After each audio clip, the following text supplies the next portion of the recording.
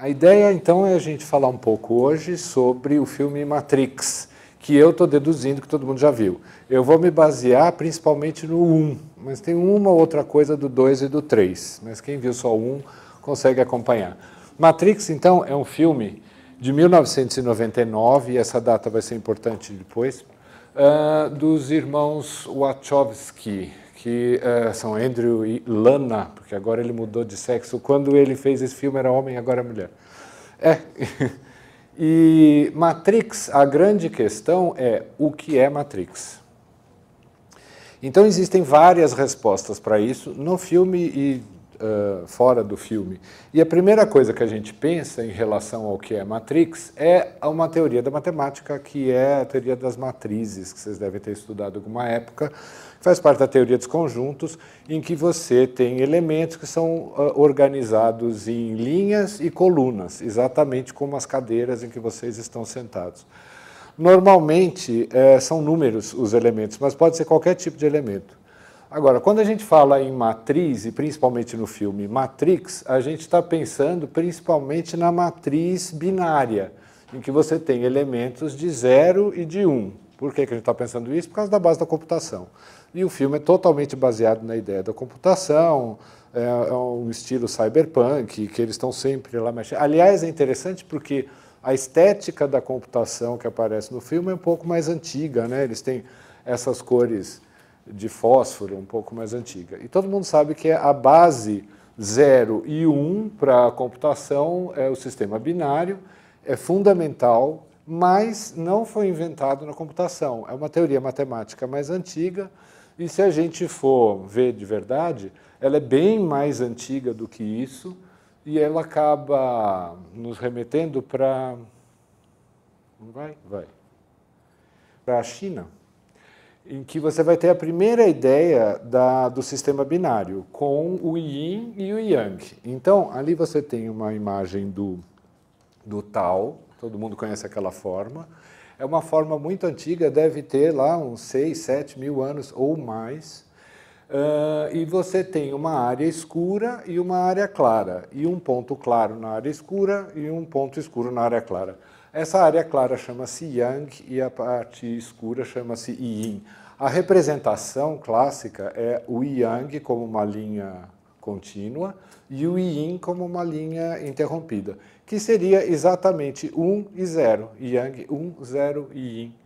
E eles associam o 1 e o 0, o Yang e o Yin, em grupos, né? Então, primeiro eles associam em grupos de 3, que você tem então uma coisa que a gente chama de trigramas, que são colocados dessa forma. Você tem em cima o céu, embaixo a terra, aqui à esquerda o sol ou o fogo, aqui a água, lá o lago, o vento, a montanha e o trovão. Então você tem 8 trigramas primordiais, que são relacionados com a ideia dos elementos, por exemplo, da alquimia. E eles associam esses trigramas de 2 a 2. Então você forma hexagramas. Então são um grupo de 6 linhas. São 64 hexagramas e, do ponto de vista taoísta, que é essa religião que é baseada na ideia do Tao, todas as possibilidades da vida se incluem nessas 64 possibilidades. Tudo pode ser colocado aí. Claro que depois você pode subdividir e estudar cada linha separadamente, mas você forma uma matriz com 64 possibilidades. Essas possibilidades se escrevem em chinês como aquela letra lá, que é I, que é a mutação. Então isso você vai encontrar no I Ching, que é o livro das mutações. Então já existia há bastante tempo atrás a ideia de que você pode padronizar tudo o que acontece na vida em um sistema pré-estabelecido, né? Tanto do ponto de vista da computação atual, do sistema binário, quanto do ponto de vista chinês taoísta. Bom, aí eu vou mostrar várias ideias sobre o que pode ser Matrix. Uma outra pessoa que pensou a respeito foi René Descartes. Descartes, ele é um filósofo que começa a escrever com a seguinte frase, ele fala: pouco me importa o que falaram os antigos, Porque até ali, todo mundo sempre se baseava na filosofia grega, ou que alguém tinha falado antes, e ele dá um corte. Ele fala, não, eu não vou começar do que alguém já falou, eu vou começar a pensar um pensamento novo. E aí ele escreve, né? Muitas vezes as coisas que me pareceram verdadeiras quando comecei a concebê-las tornaram-se falsas quando quis colocá-las sobre o papel. O que significa que começar um pensamento novo é bastante complexo e ele mesmo se criticava e chegava à conclusão de que não era possível se basear em nada. O que ele poderia considerar como verdade? Então, eu tomei a decisão, diz ele, de fingir que todas as coisas que até então haviam entrado na minha mente não eram mais verdadeiras do que as ilusões dos meus sonhos. Ou seja, ele pensou o seguinte, quando a gente sonha e está dentro do sonho, aquilo parece muito real. Muito raramente você tem a sensação de que é um sonho. Normalmente você acredita naquilo. Quando você acorda, você acredita nessa sua vida aqui, mas ele pergunta, pode ser tão falso quanto o sonho. O que é mais verdadeiro, o sonho ou a vida acordada? Como ele não tem uma resposta para isso, ele não vai considerar verdadeiro nem o sonho, nem a vida acordada. Tudo isso que são estímulos sensoriais, na verdade, não pode ser levado em consideração para formar um pensamento que possa ser dito como verdadeiro. Bom, então o que pode ser levado em consideração? Ele pensa, se tudo o que eu entro em contato através dos meus órgãos dos sentidos, eu vejo, eu ouço, e eu posso ver coisas que não existem, eu posso ouvir coisas que não existem, a única coisa que eu posso me basear é neste pensamento que eu acabei de fazer. Então, a única coisa que existe e que pode ser verdadeira é o pensar. E aí vem a pergunta, quem pensa? Bom, atualmente quem está pensando esse pensamento sou eu. E este eu, que não está nem associado com a figura humana, mas este eu que pensa existe. Então Descartes chega na famosa frase do penso, logo existo. É isso que ele quer dizer com isso. Conclusão, tudo o que não é pensar é questionável, é ilusório, é sonho. Então, de novo, a gente volta para essa ideia de que eu não sei se essa vida que a gente está vivendo realmente existe, que é o que é questionado no filme o tempo todo. Outra pessoa que imaginou... antes de passar para outra pessoa, o próprio Descartes, pensando nessa história de que o mundo que a gente percebe ele pode ser ilusório, ele cria, então, uma referência matemática para o mundo que a gente percebe. Então, ele cria os famosos eixos cartesianos, x e y, em que você insere o mundo, no caso bidimensional, em um ponto que é determinado por um valor de x e um valor de y. Então, pode ser um ponto, você pode ter uma equação e faz uma reta, pode ser uma área, enfim, bidimensional.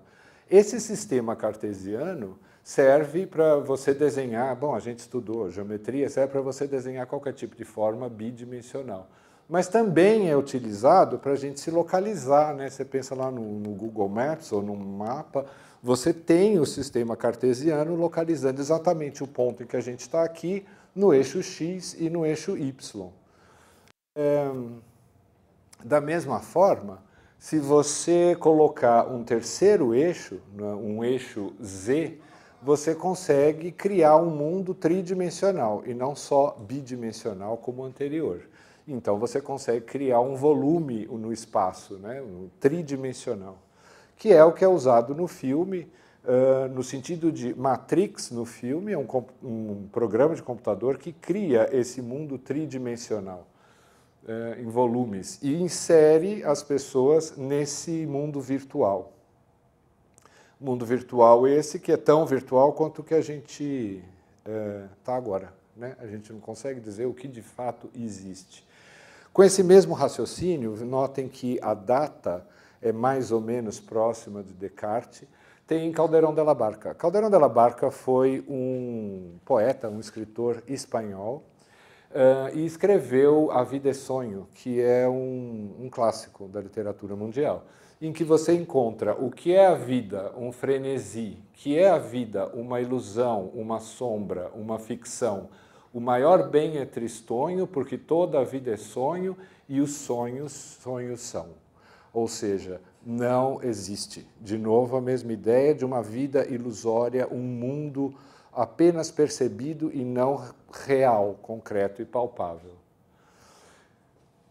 Além de Caldeirão da La Barca, você tem a ideia de o que é que a gente, aonde é esse mundo, então, que a gente está inserido. Aí você chega em alguns conceitos neurológicos ou neurofisiológicos que a gente usa hoje em dia. Por exemplo, o conceito de gnosia. A palavra gnosia, ela é grega, bastante antiga, e significa não só saber, mas saber que sabe. Você percebe algo e tem consciência dessa percepção. Em latim, a gente diz apercepção, tem esse A na frente. Então, gnosia em grego. E como que a gente usa isso em neurologia? Gnosia é o reconhecimento de objetos por intermédio de um dos sentidos. Então, a gente fala, por exemplo, de gnosia visual, para o que eu estou enxergando, auditiva, para o que se ouve e assim por diante. Bom, mas você não enxerga com os olhos? Não. Com os olhos você capta imagem, exatamente como uma câmera. Essa imagem precisa ser trabalhada no cérebro para fazer sentido. Tem que montar aquilo de alguma forma na cabeça do fulano que enxerga. Então, ele vê e reconhece o que está vendo, ou não reconhece o que está vendo. Isso é feito a partir de um processo de inteligência. Você percebe a imagem e compara com tudo que você tem guardado na sua cabeça, na sua memória, para conseguir dizer, ah, isso é uma flor, ah, isso é uma borracha, isso é uma caneta. E aí você usa, inclusive, todo o seu conhecimento linguístico para encaixar aquilo em um conceito. Essas informações, então, elas entram no cérebro por vias que a gente chama de aferentes, de entrada. Seria input em computação. E elas saem como movimento, motricidade, com vias eferentes, que seria o output. Então, como que a gente entra em contato com esse mundo tridimensional, real ou virtual, em que a gente está inserido? Através de tudo que a gente percebe e tudo que a gente reage para esse mundo. Percepção, senso-percepção e movimento. Então, como eu estava dizendo, a percepção é feita a partir de um reconhecimento da imagem que você vê. Por exemplo, aqui o cérebro engana um pouco você e você pode enxergar 6 taças muito facilmente ou um monte de rosto, né, um monte de perfil. Aí você fala, bom, mas são rostos ou são taças? São as duas coisas, na verdade, e na verdade mesmo, não é nenhuma das duas. Não tem taça nenhuma, nem rosto algum, é apenas mancha preta e mancha branca. Então depende da maneira como você interpreta o que você está vendo. Por exemplo, esses pontinhos que tem na intersecção das linhas brancas são claros ou escuros?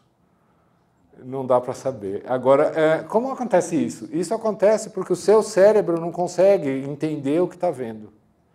Então, se isso acontece tão facilmente aqui, imagina o que não acontece por aí afora, né? Por exemplo, é um problema sério em direito o depoimento de uma testemunha. A testemunha está falando de verdade o que ela acha que ela viu, o que ela acha que ela ouviu. Mas eu não sei se o que ela viu, o que ela ouviu, não foi uma interpretação, talvez errônea, dela. Então, cria um problemaço. Por exemplo, a gente facilmente reconhece um plano em cima do qual tem um cilindro. E aí você tem essa área A e essa área B. Bom, fica fácil de saber que o quadradinho A é mais escuro do que o quadradinho B. Ou será que não? Não, ambos são iguais. Essa confusão acontece por causa da ideia da sombra projetada. Não existe sombra nenhuma projetada. A cor é exatamente a mesma do A e do B, por incrível que pareça. Conclusão, isso é só para mostrar como a gente pode se confundir na hora de fazer essa tal dessa gnosia visual, ou tátil, ou auditiva.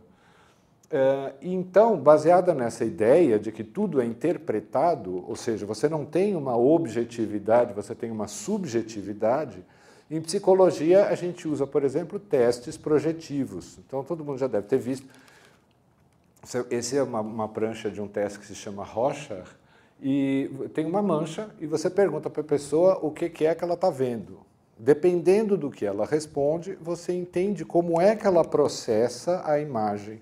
E ela processa a imagem de acordo com a história de vida dela, com a maneira como ela pensa, com a personalidade que ela tem. Agora, não só no teste de Rorschach ou outro teste projetivo acontece isso. Existe um fenômeno que se chama pareidolia, que é a capacidade de ver rosto humano aonde não existe. Então, você tem várias imagens aqui, com nenhuma delas é rosto. Só que você enxerga rosto em todas elas, não tem como não ver, né? Na verdade, tem uma pia, tem um despertador e tal. Aqui não é bem um rosto, mas é claro que você está vendo o menininho com as mãos para cima, né? Não é impossível não ver. Você interpreta a imagem que você vê. Isso é bem interessante. É bem interessante e bem perigoso também, porque a gente começa a perceber o quanto a gente não sabe. A gente está acostumado a dizer, ah, mas eu vi, isso era desse jeito. Eu não sei se você viu de fato. Indo mais para trás ainda, bem mais para trás, a gente chega em Platão. Platão tinha o mesmo tipo de questionamento, filósofo grego, então, século IV a.C. O homem trata-se inteiramente na alma, retrata-se inteiramente na alma. Para saber o que é e o que deve fazer, deve olhar-se na inteligência, nessa parte da alma na qual fulge um raio da sabedoria divina. Percebe que mais ou menos o que o Descartes falou bem depois, mesmo ele não querendo repetir os antigos, já estava aqui implícito em Platão. Ele está dizendo que dentro da alma, que é a maneira como se fala em grego, mente, seria psique, em grego, alma se fala assim, você tem uma imagem sua e do mundo em que você vive. O mundo está dentro e não fora. Fora, se ele existe, eu não sei como ele é. Eu só sei a interpretação que eu tenho. E se eu quero me conhecer, já que vai ser impossível conhecer o mundo externo, eu tenho que olhar para essa alma, mas para a parte da inteligência, o mesmo pensar do Descartes, para eu conseguir perceber o que é essa sabedoria divina. Quando ele chama sabedoria divina, não é no sentido religioso, mas uma existência verdadeira, plena, perene, seria essa ideia. O problema do Platão é que antes dele existiram dois outros filósofos gregos também, Heráclito de Éfeso, você vê um pouco antes, e na mesma época Parmênides de Eleia. Éfeso e Eleia são duas cidades da Grécia Antiga, e o que aconteceu é que esses dois filósofos, eles descreveram a existência de forma bastante confiável, porém oposta. Heráclito de Éfeso diz que nada é permanente, que se existe alguma coisa constante, é a constante necessidade de mudança. Exatamente como dizia o I Ching lá na China antiga. Tudo muda o tempo todo e a única coisa que se mantém é a mudança. Ele dizia, você percebe um rio e você acha que aquele rio é o mesmo, mas já não é, porque as águas passaram. E a pessoa, o homem que olha o rio, ou o homem que nada no rio, também não é o mesmo, porque o tempo passou e ele se transformou. Bom, isso parece bem plausível. Só que Parmênides de Eleia fala exatamente o contrário. Ele dizia, o ser é, pois pensar e ser é o mesmo. Ele dizia, para uma coisa existir, ela tem que ser fixa. Se ela fica mudando, ela não é nada. Então, ele dizia, o que você vê como mudança é ilusão. O ser verdadeiro é uno e fixo e eterno. Bom, e aí? É fixo e eterno ou é constantemente mudança? Esse era o problema que o Platão tinha nas mãos. Como ele resolve isso? Com aquela ideia de que o mundo é ilusório e se existe, você nunca vai ter acesso a ele, então você tem que olhar para si mesmo. Para resolver esse problema, Platão criou uma coisa que se chama teoria das formas, né? Ou teoria das ideias, que é retratado por uma coisa que a gente chama como alegoria da caverna. Vocês já devem ter ouvido falar, sempre que a gente fala de Platão, fala dessa alegoria da caverna. Como que é a alegoria da caverna? A ideia é assim, imaginem pessoas que estão aqui no fundo de uma caverna e eles são presos na cadeira onde eles estão e eles só conseguem olhar para frente. Na frente deles tem uma parede e são projetadas algumas sombras, nada muito diferente do que eu estou fazendo aqui. Aí projetam algumas sombras e eles, como nasceram nessa situação e viveram a vida toda nessa situação, eles não sabem que aquilo são sombras, eles acreditam que aquilo é o mundo verdadeiro. Atrás deles, no entanto, tem pessoas verdadeiras com alguns objetos que projetam essas sombras. E Platão ficava imaginando, imagina se um homem desses, por alguma razão, consegue se soltar. Ele ia primeiro descobrir o fogo, que gera essa luz, ia se cegar. Se ele se acostumasse com a luz do fogo, finalmente ele ia descobrir a verdade de que aquele mundo era ilusório e existe um outro mundo que talvez fosse mais verdadeiro. Se esse fulano continuasse a andar ali pela caverna, quem sabe ele saísse da caverna. Quando ele sai da caverna, ele descobre uma outra luz muito mais forte do que a luz do fogo, que é a luz do sol, e cega de novo. Mas se ele acostuma com essa luminosidade, ele vai descobrir, então, um mundo muito maior do que aquele da caverna. Então, são dois passos, o mundo da caverna e o mundo real, né? A luz do fogo e a luz do sol. Platão associava a ideia da luz do sol com esse pensar, o único pensar que pode revelar a verdade, né? E ele dizia, uma pessoa que descobriu essa existência, se ele realmente descobriu essa existência e descobriu nela uma coisa que ele chama ideia do bem, esse sol seria a ideia do bem, ele vai se sentir obrigado a retornar para a caverna para tentar despertar os outros que estão lá. O grave problema é que os outros provavelmente não vão, primeiro, não vão acreditar e, segundo, não vão querer ser despertos. Eles estão acostumados naquela vidinha ali. Ah, mas eles são escravos, estão presos. Sim, mas eles vão preferir continuar lá. O que o Platão nos conta na história é que, no final das contas, o fulano que volta para ajudar os que estão presos, ele é morto pelos outros. É isso que acontece. Não sei se vocês já tentaram mostrar algumas verdades para as pessoas por aí afora, elas não gostam de descobrir verdades, elas ficam bem bravas. Platão não aconselha. Esse movimento da caverna que eu estou falando é exatamente o que acontece no filme também, né? Ele tenta... Ele tenta despertar as demais pessoas, né? Tem todo esse processo de acordar. E no filme é dito, a maioria das pessoas não está pronta para despertar. E muitos são tão inertes, tão dependentes do sistema, que vão até mesmo lutar para protegê-lo. Isso é uma verdade absoluta em qualquer ponto que você, qualquer maneira que você observe. Do ponto de vista psicológico, do ponto de vista político, do ponto de vista social, as pessoas se apegam ao sistema, mesmo que estejam escravizados a ele. Então, é um problema lidar com esse tipo de coisa. As pessoas preferem a zona de conforto, né? Do ponto de vista psicológico, essa é uma frase do psiquiatra suíço Carl Gustav Jung, e o Jung diz, não há despertar de consciência sem dor. As pessoas farão de tudo, chegando aos limites do absurdo, para evitar enfrentar a sua própria alma. Ninguém se torna iluminado por imaginar figuras de luz, mas sim por tornar consciente a escuridão. O que ele quer dizer com isso? Por que as pessoas não querem despertar? Porque elas têm que olhar para elas mesmas e elas vão descobrir dentro delas mesmas o que ele chama de escuridão ou sombra, que são fatos ou situações não muito agradáveis do ponto de vista moral para a própria pessoa que olha. Então ela evita. O ruim são os outros, eu nunca, né? E esse é o grave problema, por isso que as pessoas não querem despertar e preferem continuar dentro de um sistema, seja ele qual for, ainda que escravizados. A escravidão, ela é cômoda, essa é a questão. Bom, continuando dentro dessa ideia de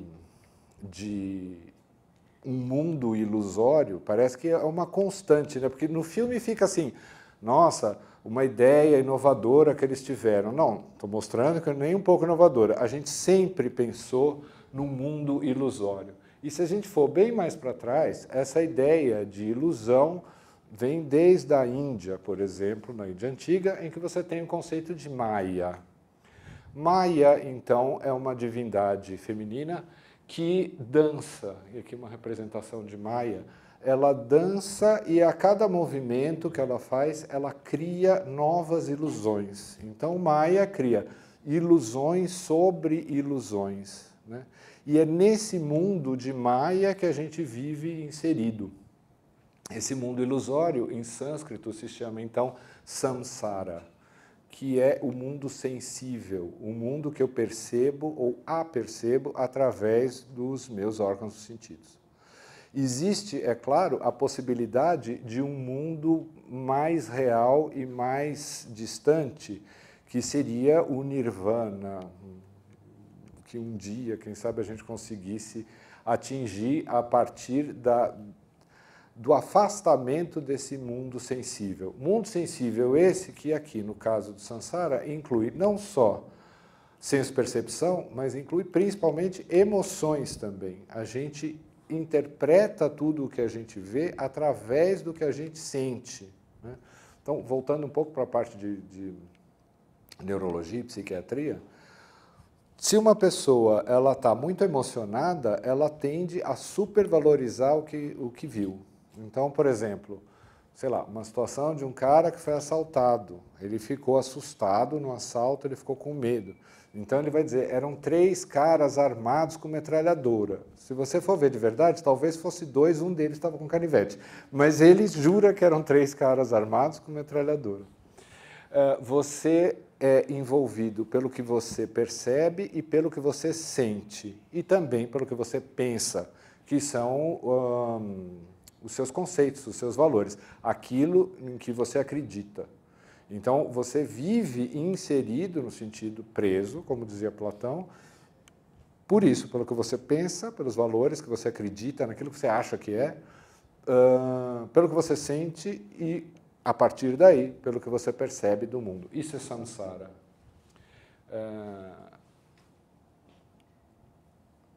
Não está muito bom esse negócio aqui, mas vamos lá. Dentro do ponto de vista hindu ainda, você tem, então, outras divindades femininas que derivam de Maya, porque a mitologia indiana ela é bem complexa. O mesmo Deus pode ter vários aspectos, várias faces e tal. E você tem, por exemplo, uma divindade feminina muito importante, Ma Durga, ou Durga, que é uma deusa guerreira, que representa todo esse mundo feminino, emocional. A ideia do mundo feminino, do ponto de vista indiano, está dentro do conceito de Shakti. Shakti é o lado feminino das divindades. Todas as divindades estão representadas em Shakti. E Shakti teria várias encarnações ou várias faces, né? Todas elas associadas à ideia do samsara e de Maya. Se a gente continua o raciocínio nesse sentido,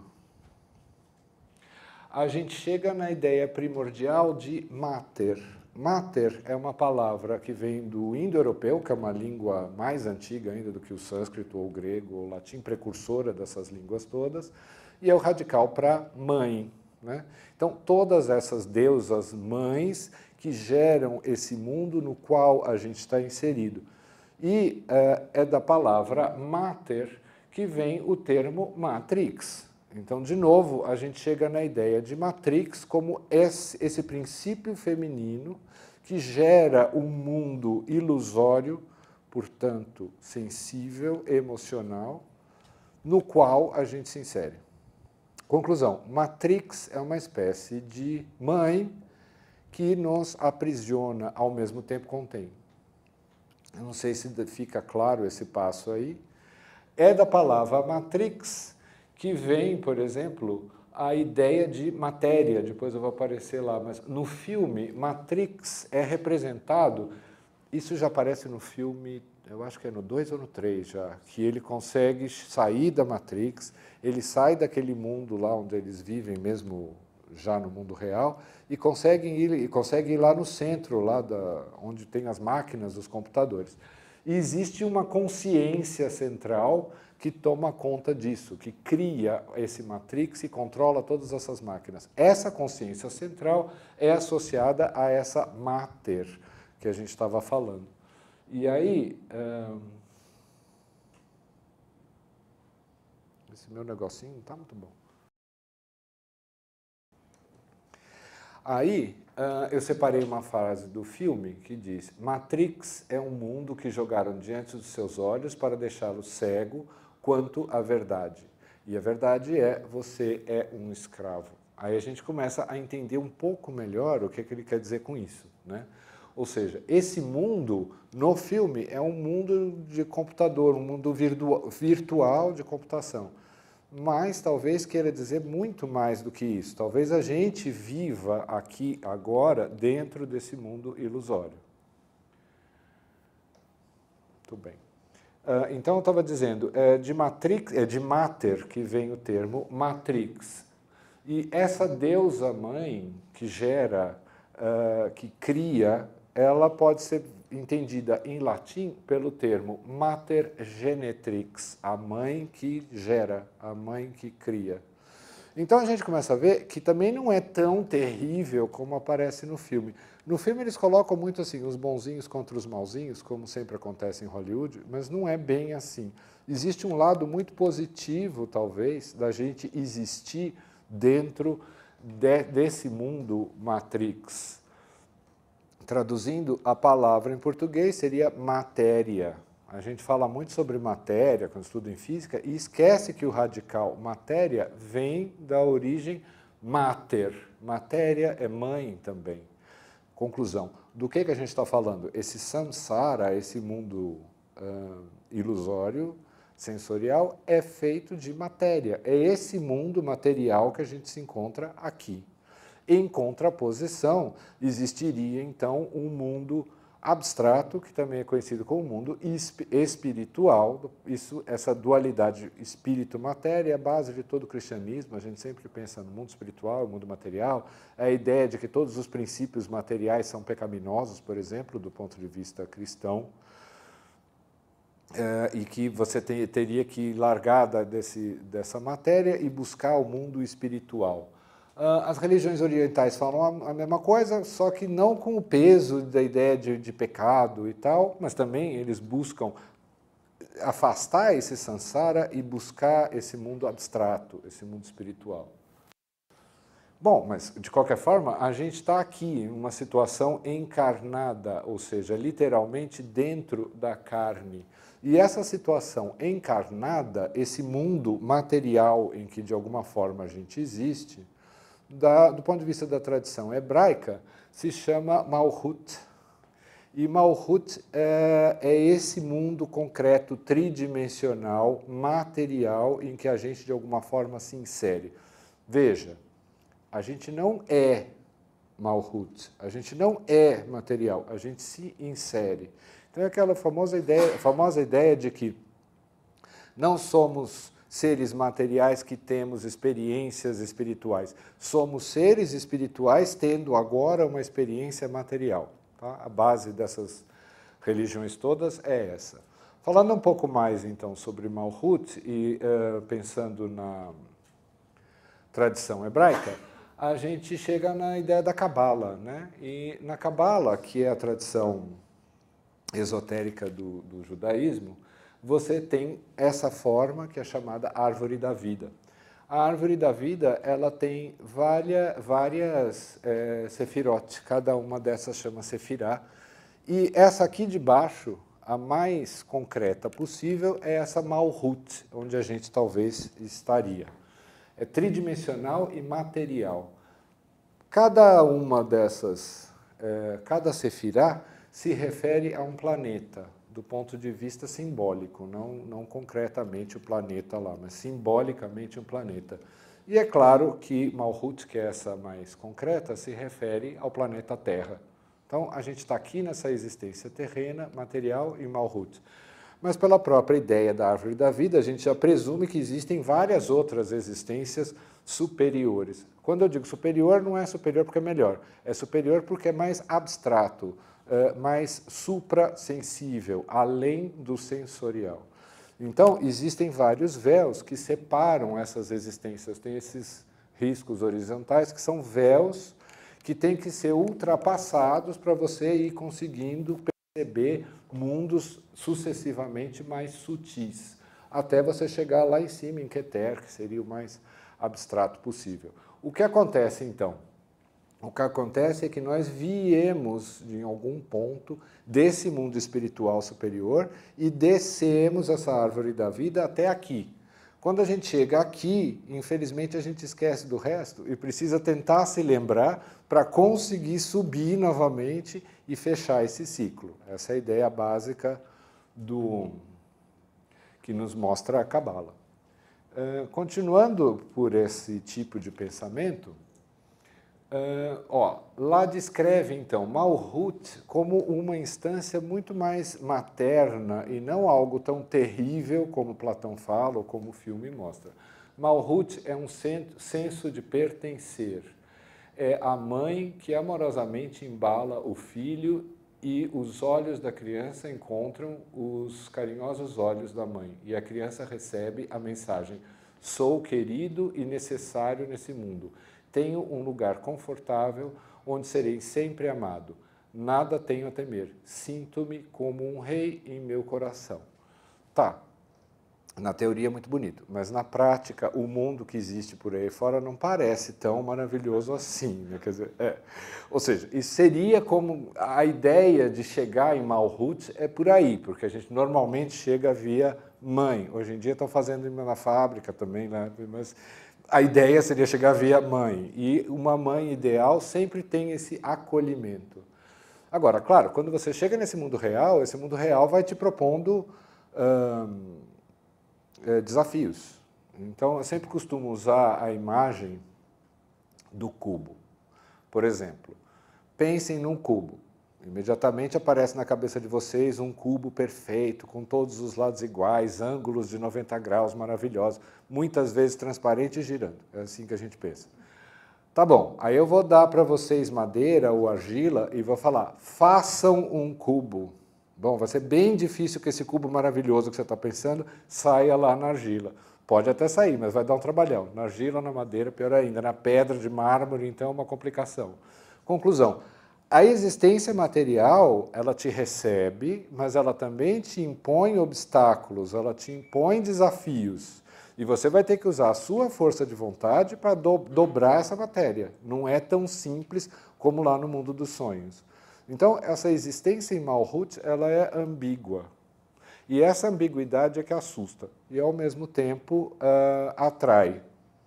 Mas a má notícia é que não tem escolha. A gente está aqui, ponto. Você fala, não gostei, não é azar o seu que não gostou. Está aqui, ponto. Da próxima vez, pensa bem, não vem, fica lá. Será que pode?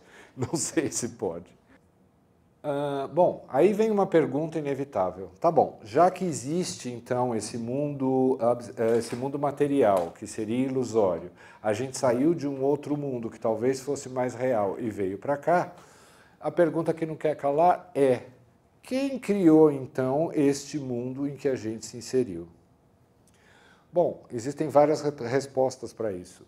A mais comum é o demiurgo. Não sei se vocês já ouviram esse termo, mas o demiurgo, ele é considerado como o grande artífice, o criador do mundo inferior, ou material inferior no sentido mais concreto, mais palpável, Malhut. E a palavra vem do grego, né? Que é demiurgos, que significa o que produz para o povo, de demos, povo. Ele cria essa ilusão para as pessoas, essa é a ideia. Esse demiurgo, ele é então um deus, uma divindade representada em várias religiões. Tá ruim aqui, peraí. Melhorou.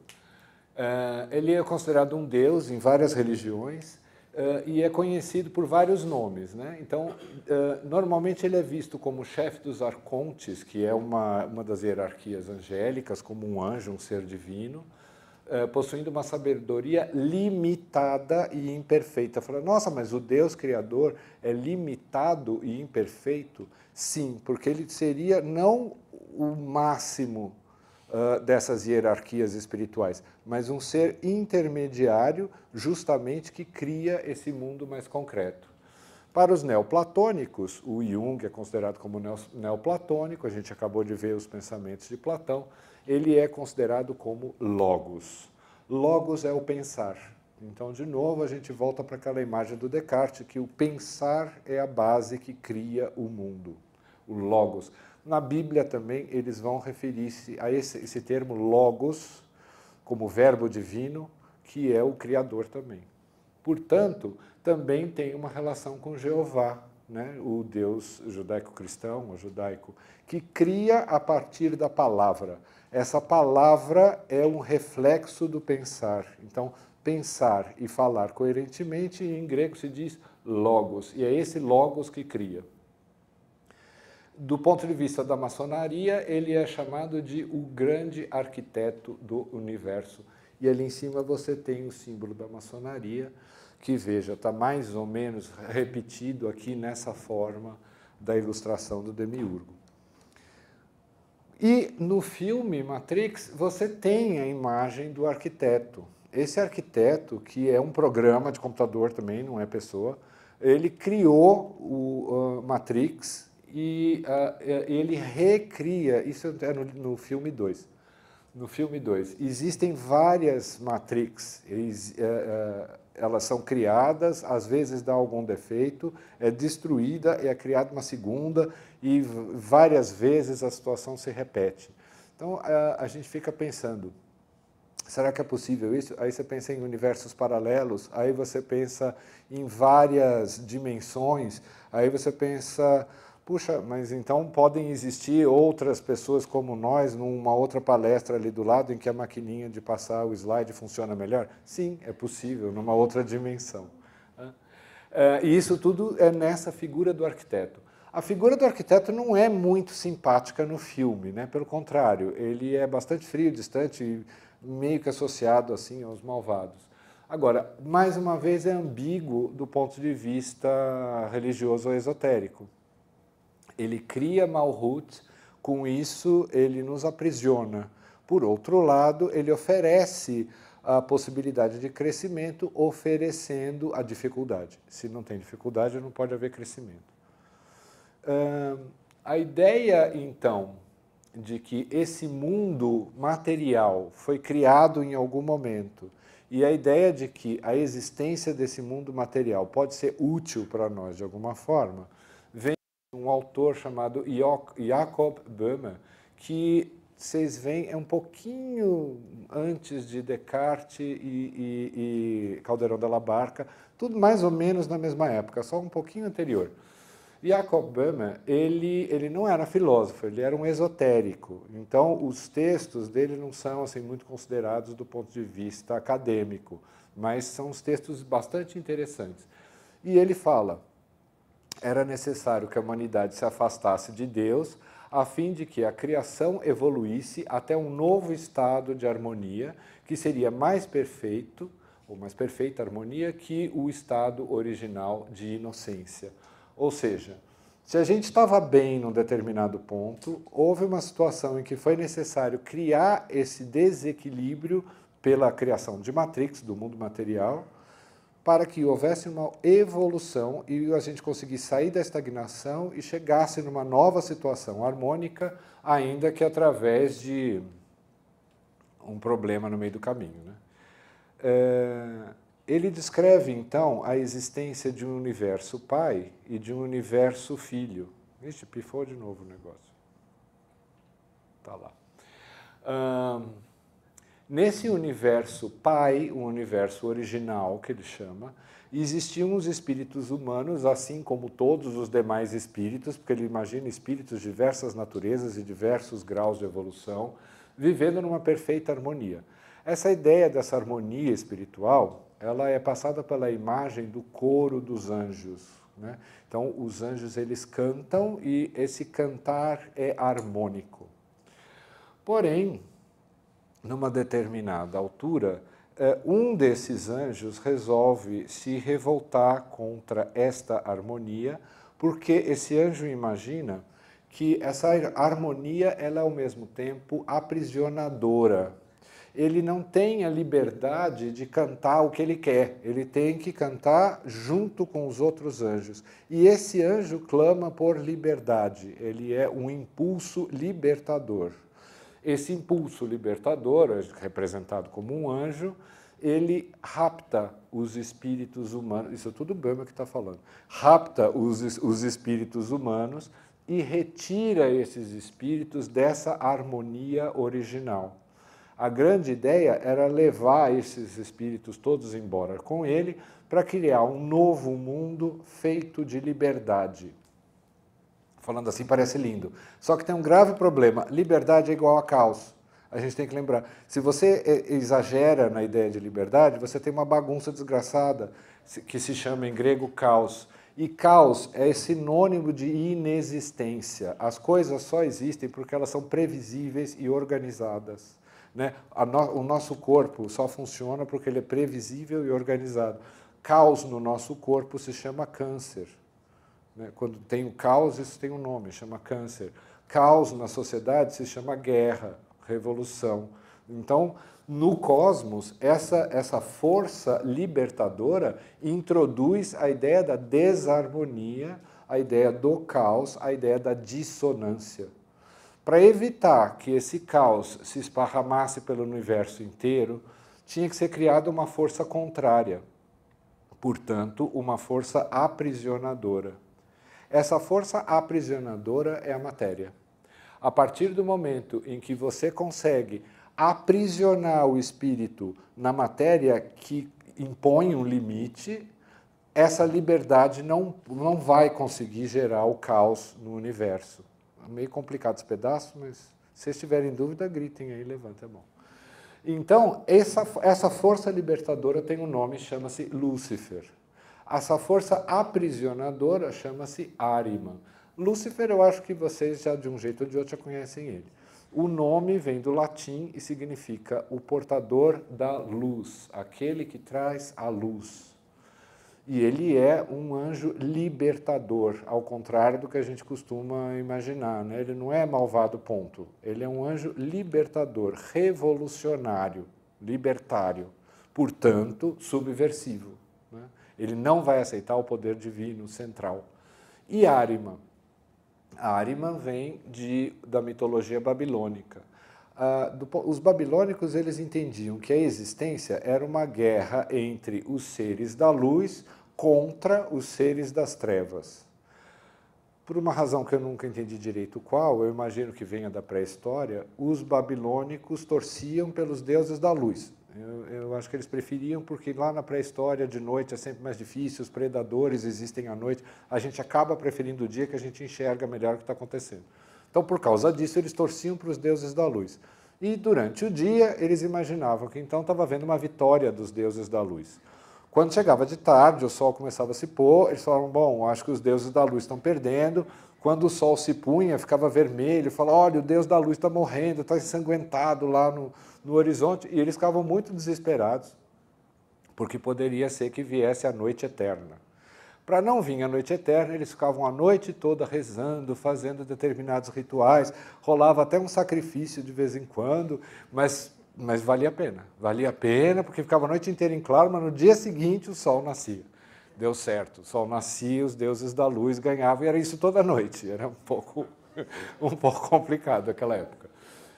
Então, Ahriman era o deus das trevas para os babilônicos. É esse impulso trevoso que se contrapõe a Lúcifer, que é o impulso luminoso. Né? Por que Ahriman, então, é relacionado à matéria? Porque a matéria é escura. A coisa que aprisiona a luz é a matéria. Né? A luz não consegue se propagar quanto mais densa é a matéria. Então, é a ideia de Ahriman como essa densidade material, talvez como a gravidade que nos prende aqui na Terra, e Lúcifer, por isso ao lado, como algo que nos solta dessa gravidade e luminoso, que consegue expandir a consciência para além da matéria. Cria, então, um equilíbrio entre Lúcifer e Ahriman, ou, pelo menos, deveria existir um equilíbrio entre os dois. E a única maneira da existência humana em Malhut ser equilibrada é colocando um princípio contra o outro e se equilibrando no meio. Essa pintura já é antroposófica, de Rudolf Steiner, que veio depois, bem depois, na verdade, de Jacob Böhme, mas é baseada na mesma ideia, em que você vê, então, o ser humano aqui no meio, equilibrando em cima uma figura luciférica, em tons quentes, expansivos, e uma figura arimânica que puxa ele para baixo em tons mais escuros, em formas mais contraídas, né? Então, a existência está sempre entre Lúcifer e Arima. Então você não pode nem para um demais, nem para outro demais. Se você exagera em Lúcifer, você chega no caos. Se você exagera em Arima, você fica aprisionado no mundo material e esquece a sua origem espiritual. Essa origem espiritual, então, ela é entendida como um círculo, como uma roda que cria um movimento, como uma ronda que está sempre se alternando entre espiritualidade e materialidade. Então, lá em cima você tem o mundo espiritual e aqui embaixo o mundo material, representado por essa cor mais escura, com essas pontas mais agudas. E um círculo de consciência. Essa consciência encarna ou desce em direção ao mundo espiritual, ao mundo material, e você tem ali um dedo, né, uma mão apontando em carne para você conseguir evoluir, e chega uma determinada altura que ela escarna, ela sobe de volta em direção ao mundo espiritual, esse ciclo eterno. E eu não estou falando só de ciclo de encarnação, nascimento e excarnação, morte, ou reencarnação. Eu estou falando principalmente de ciclo que acontece aqui na vida mesmo. Por exemplo, todo dia de noite a gente vai dormir. E quando a gente vai dormir, de alguma forma a gente sai desse mundo material e vai para um mundo muito mais abstrato lá. Às vezes tem lembrança de alguma coisa, às vezes não. Quando acorda, você volta a encarnar nesse mundo aqui. Então a gente está constantemente fazendo esse ciclo, ou até num ciclo bem menor. A própria respiração é isso, você inspira e quando você inspira, você repete a primeira coisa que você fez quando nasceu, que foi inspirar. Então você recorda e reforça o seu nascimento, só que em seguida você expira. E quando você expira, você antecipa a última coisa que você vai fazer aqui, que é expirar, que inclusive é sinônimo de morrer, né? Falou, fulano expirou ontem. Então você inspira e expira, acorda e vai dormir, nasce e morre, num ciclo constante. Confuso isso? Dá, deu? Então tá bom. Dentro dessa visão, então, nunca me vai. Dentro dessa visão, então, você chega à ideia isso é do Gênesis, da Bíblia, quando Adão e Eva são expulsos do paraíso, então. Eles viviam num mundo ideal, provavelmente não material, em que existia vida eterna lá, e eles não tinham necessidade de nada. Eles são expulsos desse mundo e vêm, então, para esse mundo material. O texto lá da Bíblia é: maldita é a terra por tua causa, em fadiga comerás dela todos os dias de tua vida. Ela te produzirá espinhos e abrolhos, e comerás das ervas do campo. Do suor do teu rosto comerás o teu pão, até que tornes a terra, porque dela foste tomado, pois tu és pó, e ao pó retornarás. Conclusão. É essa vinda para esse mundo material que é representada pelo Gênesis.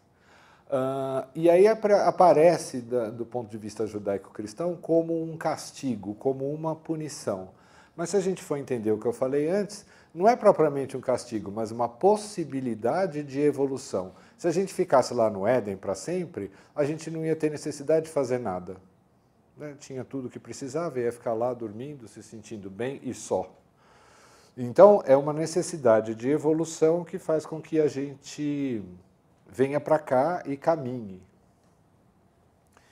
De qualquer forma, essa ideia do Éden e essa ideia da criação desse mundo, desse universo filho, é contada também em um livro bem mais antigo do que a Bíblia, do que o Gênesis. Então a gente vai voltar para a Babilônia, olha lá, 1700 a.C., num texto chamado Enuma Elish, ou mesmo bem mais antigo, 2750 a.C., na Suméria, Gilgamesh. E existem outros textos mais antigos ainda, da Suméria, que falam sobre essa criação do ser humano por entidades superiores, depois a gente vai falar delas, e falam desse Éden do qual a gente foi retirado para vir aqui para essa vida em que a gente se encontra.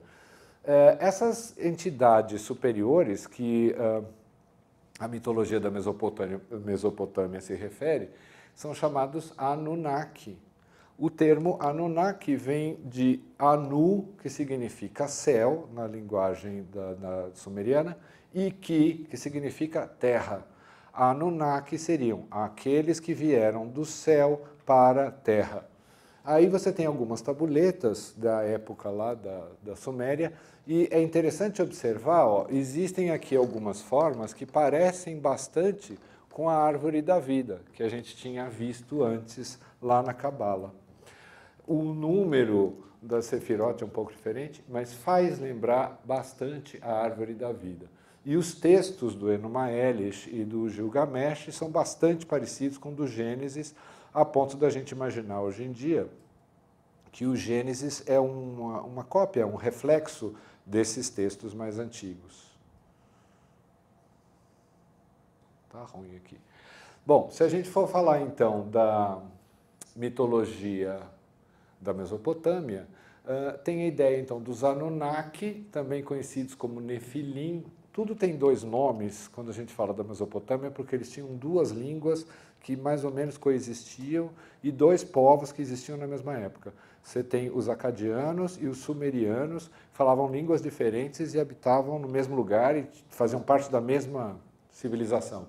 Então, Anunnaki ou Nefilim, e desses seres, os que teriam vindo para a Terra, para colonizar a Terra e criar, na verdade, esse mundo aqui, seriam dois, que são irmãos, Enki e Enlil. Enki também conhecido como Ea e Enlil conhecido como Baal. Muitas vezes também é associado à imagem de Jeová, mas Baal é o nome mesopotâmico. Esses seres vindo para cá, em algum ponto, ali tem outra imagem da árvore da vida também, é bem comum que eles representem isso. Esses seres, eles são representados sempre alados, eles têm poderes bem maiores do que a gente conhece, talvez uma tecnologia, tem gente que fala, vieram de outro planeta, por quê? Porque no próprio texto dizem que eles vieram de um outro lugar, que seria um planeta que se chama Nibiru. Enfim, eles vieram de algum lugar superior, seja superior esse fisicamente planeta Nibiru, ou seja superior, uma dimensão superior, um mundo mais abstrato, diferente. Eles vieram para cá e criaram o ser humano. A ideia de criar o ser humano a partir do barro e a ideia de criar um lugar que se chamaria Éden, Edim, que se falava na linguagem sumeriana, ela é refletida em várias mitologias. Então, na mitologia judaico-cristã, na Bíblia, no Gênesis, tem lá que Deus tomou do barro e soprou a vida. Na mitologia grega, você tem Prometeu, criando do barro o ser humano, do barro e da cinza dos titãs que foram destruídos por Zeus, e criando a humanidade a partir do barro. Então, você toma a matéria, esse é o barro, matéria, barro, e sopra o espírito, a vida. A palavra soprar em grego, sopro, hálito, se diz pneuma. E é pneuma que é, como se fala em grego, espírito. Então você tem dois princípios outra vez, o espiritual, sopro, e o material, barro. Essa criação, em algum ponto, então que tem a imagem de Adão e Eva no Éden, essa criação em algum ponto se quebra, em algum ponto se rompe. E do ponto de vista do Gênesis, é o pecado original, que tinha lá então a árvore do conhecimento do bem e do mal, e eles tomam o fruto dessa árvore. tomar o fruto da árvore do conhecimento do bem e do mal significa ter consciência, perceber. Muitas vezes as pessoas associam essa história do pecado original à questão da sexualidade, e não tem nada a ver. É bem claro, o fruto da árvore do conhecimento do bem e do mal, ciência, consciência, essa é a ideia. A partir do momento que o ser humano adquire essa consciência, essa autoconsciência, ele passa a perceber que ele existe no tempo, e quem sabe que existe no tempo sabe que vai morrer. Os outros animais não sabem que vão morrer, portanto a morte não existe. Os animais não conhecem a morte. Só o ser humano conhece a sua própria finitude. A partir do momento que ele conhece a própria finitude, ele busca a vida eterna. Esse é o texto do Gilgamesh, em que ele vai exigir dos deuses a vida eterna, e é uma ideia que é reproduzida várias vezes. Os alquimistas procuravam o elixir da longa vida, e isso é representado por uma outra árvore, na versão judaica, que não é a árvore do conhecimento, essa da qual a gente provou, mas é a árvore da vida. Volta de novo na ideia da árvore da vida, e aquele que prova do fruto da árvore da vida adquire a vida eterna e completa o processo de se transformar em um ser divino. Primeiro passo do processo, consciência. Segundo passo do processo, vida eterna. Justamente para que isso não acontecesse, né, o que tem na Bíblia é para que Adão não prove também do fruto da árvore da vida e se torne como um de nós eterno, ele que seja expulso do paraíso. Além da ideia da expulsão do paraíso, tanto no texto do Enuma Elish e Gilgamesh quanto no Gênesis, os deuses provocam uma inundação no mundo todo, que é conhecido como o dilúvio. É interessante também o dilúvio, quando a gente estuda mitologia, existe uma referência sobre o dilúvio em todas as mitologias, né? Não só do Oriente Médio ou da Europa, mas se a gente for ver nos índios da América do Sul, se a gente vai ver na Índia, se a gente vai ver mesmo no Extremo Oriente, Papua Nova Guiné, em todos os lugares existe uma referência de uma época onde houve uma inundação muito grande e as pessoas morreram. Essa inundação, do ponto de vista babilônico, teria sido causada pelos Anunnaki, que estavam cansados do barulho que o ser humano fazia. Ele fazia muito barulho, incomodava eles, e eles resolveram matar todo mundo afogado. Claro que alguns foram salvos. Aí tem a história de Noé, que seria um deles que foi salvo. Do ponto de vista grego, foi Deucalião e Pirra, um casal. Enfim, sempre tem alguém lá que é salvo de alguma forma. Noé construiu a árvore, a arca. Deucalião e Pirra subiram no alto de uma montanha e conseguiram se salvar. De qualquer forma, a ideia desse dilúvio marca o início dessa existência material em que a gente está inserido aí até hoje. Agora, e tem que existir a ideia da possibilidade de salvação dessa situação. Alguém que venha trazer o tal do fruto da árvore da vida, para que a gente consiga extrapolar essa existência material, né? Transcender essa existência material. Essa ideia de um salvador, ela é comum também em todas as mitologias. Esse salvador, que pode ser, naquela época antiga, Noé, ele é conhecido do ponto de vista judaico-cristão como Messias, né? Soter, em grego, Soter, o Salvador. Meshiach, em hebraico, Messias, aquele que vem salvar. Eu coloquei aqui o Keanu Reeves porque é exatamente a função que ele tem no filme. Ele é aquele que teria sido escolhido para fazer esta salvação. E o que é salvar? Salvar, na verdade, é sair do Matrix, né? Você conseguir extrapolar essa prisão material.